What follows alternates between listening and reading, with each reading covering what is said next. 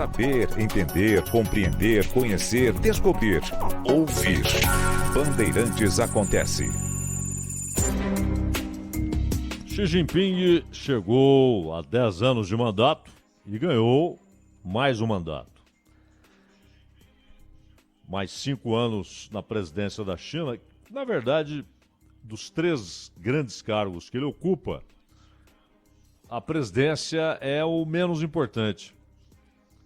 E ele já havia sido confirmado para mais um período como principal dirigente do Partido Comunista Chinês e mais um período como principal dirigente da Comissão Militar.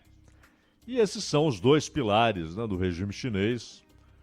O partido, que tem o monopólio do poder político, não pode haver outros partidos, e as Forças Armadas, claro. Então, esses 2 pilares são mais importantes do que o governo propriamente dito, e a chefia de Estado, na estrutura do poder na China, ela tem menos relevância do que o comando do partido e o comando das Forças Armadas. O Xi Jinping tem os 3. A prova de que a presidência não é a função mais relevante, a que confere mais poder, é que muita gente teve poder na China, veja o caso do Hua Guofeng, o próprio Deng Xiaoping, sem ocupar a presidência, mas tendo funções de direção no partido e na comissão militar. Isso que importa. E o Xi Jinping tem os 3. E é interessante como houve crises consideráveis nos últimos 3 anos, né? Em razão da Covid e principalmente no ano passado, quando a China decidiu, e essa foi uma decisão tomada em Pequim, não foi uma decisão das cidades, né? As cidades apenas realizaram, de apostar num fechamento radical, num isolamento quase no limite da população. Isso provocou manifestações, as pessoas saíram às ruas, se manifestaram contra o governo. E quando essas manifestações começaram a ganhar ares preocupantes, porque até é bom lembrar isso, na China as manifestações ocorrem com frequência. Ao contrário do que muitos imaginam, que elas não ocorrem, que elas são terminantemente proibidas. O problema é o alvo da manifestação. Então, quando a manifestação é contra a liderança local, contra o prefeito, contra a secretaria-geral do partido naquela região, contra o partido naquela região, contra decisões relacionadas a questões urbanas ou econômicas locais, as manifestações são liberadas. O que o regime tem como limite é exatamente que essas manifestações não transbordem para uma contestação política ao monopólio pelo Partido Comunista. É isso que é considerado intolerável, inaceitável, é que o poder político nas mãos de um só partido seja contestado. Agora, as manifestações locais, reivindicações que são direcionadas ali à autoridade local, isso aí acontece com frequência. Mas, apesar de ser um Estado totalitário e tem um sistema de vigilância considerável, o que inclui, é óbvio, a internet, principalmente a internet e as redes sociais, apesar disso, as pessoas conseguiram usar esse sistema de comunicação, essas redes sociais, para saírem às ruas. Se organizaram, não é? Combinaram locais onde as manifestações ocorreriam, etc. Mas eram manifestações principalmente de raiva contra o isolamento quase total, contra o fechamento de empresas e principalmente contra aquela história de confinar as pessoas em suas casas. Houve até aquele caso de um prédio residencial durante a noite eles iam lá e colocavam uns tapumes ali e as pessoas não conseguiam sair. E o prédio se incendiou. Morreu gente. E aí, claro, não restou ao partido, às autoridades locais, não restou alternativa que não fosse pedir desculpas e não repetir aquilo. E também aquela história de levar pessoas que deram positivo ali, que fizeram o exame deu positivo para a Covid, e eram levadas para áreas de isolamento, para que fossem tratadas, etc. Mas isso provocou separação, por exemplo, de crianças e seus pais. O que, claro, é inaceitável, né? Então, foi um momento crítico para o Xi Jinping.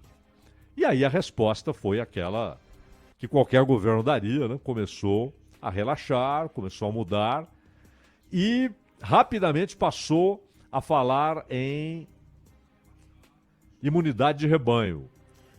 Ou seja, a população rapidamente se contaminaria e adquiriria imunidade, resistência ao vírus. E hoje os casos são bem menores, né? O número de casos é bem menor, há muito menos casos de Covid. O que está preocupando agora são os casos de gripe, né? Há uma epidemia de gripe dentro da China, e lá é inverno agora, né? Claro, hemisfério norte. Então há muitos casos de gripe, os hospitais lotados, etc. Mas nas mudanças também ocorreu um fato que chamou a atenção. Quando o governo falou, tá bom, então agora não é mais controle total, não é mais lockdown, não é mais isolamento quase absoluto, remoções compulsórias, nada disso, acabou isso. Mas também não garantiremos o pagamento de despesas hospitalares. Fica por conta de cada um, não é? Porque lá também você tem, às vezes as pessoas imaginam que o sistema de saúde é absolutamente gratuito, e não é assim. Tanto que existem planos de saúde lá, né? E isso também provocou irritações, manifestações. Mas na hora H, quando o partido tinha de decidir se manteria Xi Jinping na direção geral e as Forças Armadas, juntamente com o partido, essa é uma decisão conjunta, tinham de decidir se Xi Jinping permaneceria no comando da Comissão Militar. Não houve dúvidas. E no parlamento, o chamado Grande Congresso do Povo, ele foi reeleito presidente com todos os votos, né? 2.952 votos, nenhum contra, nenhuma abstenção. E não é que é sempre assim. Por exemplo, na votação para o de primeiro-ministro, e o indicado era do Xi Jinping, né? Alguém que se mostrou muito leal a ele, principalmente durante a pandemia, o Li Qiang, que governava a cidade economicamente mais importante da China, que é Xangai. Ele não teve unanimidade dos votos, teve o voto contra, teve abstenção, teve voto em branco, mas a maioria votou no Li Qiang, mas não foi uma votação unânime. E da mesma maneira houve resistência, por exemplo, a Han Zheng, como vice-presidente, ele que é o atual vice-primeiro-ministro e se torna vice-presidente, Wang Qishan e Zhao Leji como presidente do Comitê Permanente do Parlamento, e o Wang Qishan deixa a vice-presidência, mas mantém importância no partido. A unanimidade foi para Xi Jinping. E é o fim de uma era, porque a China, nos seus diversos momentos, desde a Revolução de 49, outubro de 49, ela tem 3 figuras centrais que tiveram seus pensamentos, como eles dizem, inscritos na Constituição chinesa. Mao Tse-tung, Deng Xiaoping e agora Xi Jinping. Nenhum outro teve seus conceitos, suas doutrinas, suas concepções teóricas, levados a essa estatura constitucional. A menção na Constituição ao pensamento político de um líder. Só esses três. E o Deng Xiaoping, ele teve de conviver, durante boa parte do tempo em que esteve no poder, ele teve de conviver com resistências, desconfianças, porque na década de 60, quando estoura a Revolução Cultural, eu digo estoura porque ela vinha sendo construída desde o início dos anos 60, mas em 66 ela se formaliza como política de Estado. E houve um período de perseguição covarde, com acusações mentirosas. Então, quando alguém desagradava ou ao Mao Tse-tung ou ao grupo que estava no poder, inclusive aqueles que depois formaram a chamada Camarilha dos Quatro, né? Inclusive a esposa do Mao Tse-tung, quando alguém desagradava essa gente, vinha acusação de conspiração, e alguns eram executados, presos, outros eram levados para campos de reeducação. Isso aconteceu com o Deng Xiaoping e aconteceu com o pai do Xi Jinping. Ambos foram tratados como líderes de tendências burguesas, ocidentalizadas dentro da sociedade chinesa e foram levados para campos de reeducação. E havia aqueles jovens, então jovens, né, fanáticos, que andavam com o livrinho vermelho do Mao Tse-tung pelas ruas e pelos campos. E um festival de denúncias, né? Caguetagem para todo lado. E obscurantismo. Obscurantismo. Então, grandes riquezas culturais da humanidade eram rejeitadas como se fossem estranhas à cultura chinesa e, portanto, inaceitáveis. Depois, no início dos anos 70, isso já arrefece um pouco e vai arrefecendo até a morte do Mao Tse-tung em 76. E então, a Camarilha dos Quatro tenta se apoderar do governo, é presa pelo Hua Kofeng, que nunca foi presidente, mas foi primeiro-ministro, comandante do partido, isso que interessa. O poder está no partido e nas Forças Armadas, né?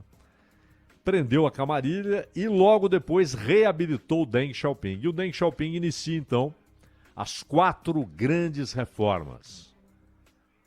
Os chineses gostam, né, dessas expressões. Houve o movimento das 100 flores, o grande salto para frente, isso no final dos anos 50, início dos anos 60. E o movimento das 100 flores, aliás, levou ao aparecimento de intelectuais que criticavam o governo e achavam que a crítica era bem-vinda. E o governo fazia de conta que a crítica era bem-vinda, mas anotava o nome de todo mundo no caderninho, né? Quando estoura a Revolução Cultural, boa parte daqueles críticos vai em cana, é perseguida, é morta. Mas o Deng Xiaoping inicia, então, essas 4 grandes mudanças, né? Essas 4 grandes transformações na área industrial, na área militar, na agropecuária e na ciência. E aí inclui educação. Eram as 4 grandes mudanças, as 4 revoluções dentro da revolução, e a China se transforma. Rapidamente, a parte leste ali, principalmente a região de Xangai, é aberta para capital estrangeiro, um modelo privado de investimento. Isso acaba levando uma abertura para o mundo, porque era necessário receber capital e era necessário vender o que era produzido. E a China se torna a maior economia da Ásia, passando o Japão, o que pouco tempo antes era considerado irrealizável. O Japão não só tinha a segunda economia do mundo, como tinha de longe a maior economia da Ásia e a segunda do mundo só atrás da dos Estados Unidos. E a Alemanha vinha em terceiro como maior economia da Europa. E a China atropela todo mundo, passa a Alemanha, passa o Japão, se transforma na segunda economia do mundo inunda o mundo com seus produtos, inunda o planeta com seus produtos. E no início, produtos de qualidade questionável, de baixa qualidade, rapidamente isso mudou, passaram a fazer produtos de altíssima qualidade, a um custo menor, dominam mercados inteiros, rios de dinheiro correm para a China. O governo usa grande parte disso para uma outra revolução, essa silenciosa, que é a revolução nas Forças Armadas, moderniza rapidamente suas Forças Armadas. Não é só potência econômica, é também potência militar, mas contando inclusive com amizades e sorrisos em todo mundo, né, na época do Hu Jintao, etc. Até que, há 10 anos, Xi Jinping subiu ao poder. E ele começa a fazer uma síntese. O controle do Estado volta a ser forte, não com as loucuras, né, as aberrações, o obscurantismo da Revolução Cultural de Mao Tse-tung, mas com o princípio de que nada deve acontecer à revelia do Estado. Os bilionários chineses passam a compreender que podem perder tudo da tarde para a noite se forem contra as políticas do Estado e, principalmente, se tornam ameaça ao poder político do partido. Os chineses sempre ficaram impressionados com o que aconteceu na União Soviética. A rapidez como o império entrou em colapso. Então eles nunca, mesmo com a abertura econômica, nunca abriram mão do controle político. Tanto que as manifestações pró-democracia, como aconteceu em 89, né, na Praça da Paz Celestial, e todas as outras manifestações menores do que aquela de 89 foram reprimidas. A não ser essas locais. As locais são permitidas, podem se manifestar à vontade. Mas qualquer manifestação contra o conceito do monopólio do poder político é considerada inaceitável e é reprimida. Vários dissidentes foram presos, alguns fugiram, etc. E há o problema dos uigures, né? Problema que é uma marca desses 10 anos do Xi Jinping, a repressão aos uigures, os campos de concentração para onde foram levados. Hong Kong, a ideia de que só em 2047 Hong Kong teria o mesmo sistema jurídico e a mesma ordem jurídica da China, isso foi para o espaço. O acordo com a Grã-Bretanha foi para o espaço.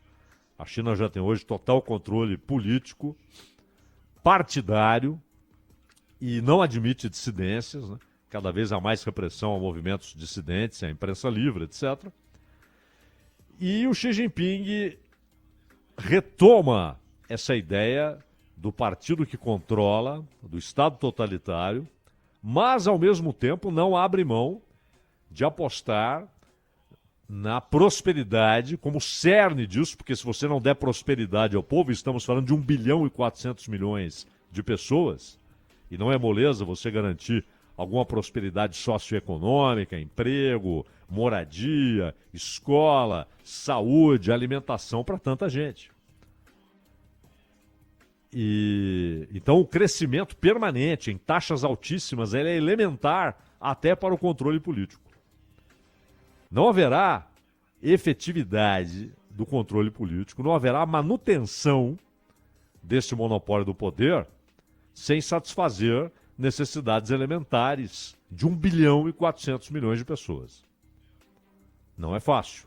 E a China tem dado conta do recado com esses crescimentos monumentais. Então, quando há um crescimento baixo, como no ano passado, 3%, isso chama a atenção, mas quando você olha a tendência deste gráfico, né, para 2023, para 2024, para 2025, não demorará e a China terá de novo aqueles crescimentos, aqueles níveis de crescimento extraordinários, né? Às vezes passando para casa dos 2 dígitos. Mas há um cenário diferente daquele que havia quando Xi Jinping chegou ao poder, ou antes, na década retrasada, de 2001 a 2010, o cenário internacional é outro. Há uma confrontação crescente. Já dissemos aqui, na China e nos Estados Unidos, e não é opinião no boteco, na conversa no barbeiro ou na banca de revistas. Essa é a opinião que prevalece no comando militar chinês, no Partido Comunista, no governo da China, no Departamento de Estado nos Estados Unidos, no Departamento de Defesa dos Estados Unidos, na Casa Branca, que um confronto é inevitável. A ideia não é que talvez aconteça, eles tratam como sendo inevitável. Claro, talvez não ocorra, mas todos os elementos que eles têm e a análise técnica que fazem de tudo que tem ocorrido no Mar do Sul da China, no Estreito de Taiwan, na expansão econômica e política chinesa, nos laços cada vez mais fortes entre China e Rússia, e ao mesmo tempo na atitude agressiva dos Estados Unidos, que querem inclusive fazer uma espécie de OTAN do Pacífico, com o Japão, com a Coreia do Sul, com a Austrália, com Nova Zelândia. Esse é o interesse dos Estados Unidos. Os dois lados olham e dizem o confronto é inevitável. E não só o confronto militar, mas o confronto com aqueles ares de Guerra Fria, ou seja, em todos os campos. Quem vai dominar mercado de chips, de semicondutores? Quem terá mais influência política na África? Quem terá o controle de pontos importantes do Pacífico, controle militar e, portanto, comercial? E o Xi Jinping acaba de conseguir um feito diplomático gigantesco. O restabelecimento das relações entre a Arábia Saudita e Irã. Isso foi obra da China. E também da Rússia, que tem muita influência no Irã. Porque para a Arábia Saudita e para o Irã, eles se olhavam como inimigos permanentes. Para a Arábia Saudita, o Irã é um inimigo muito mais perigoso a curto prazo do que Israel. E, de repente, depois de alguns dias de reuniões na China, mas também no Iraque, houve encontros importantes no Iraque, a Arábia Saudita e Irã anunciam reabertura de escritórios diplomáticos, logo, logo reabrirão as embaixadas, falam em acordos comerciais e políticos, acordos referentes ao Iêmen, porque os Houthis, os guerrilheiros Houthis, são claramente armados e financiados pelo Irã e são atacados pela Arábia Saudita. Era um cenário onde você olhava e dizia, não, é irreversível. Essa é uma inimizade irreversível e que provavelmente levará a um confronto militar em algum momento.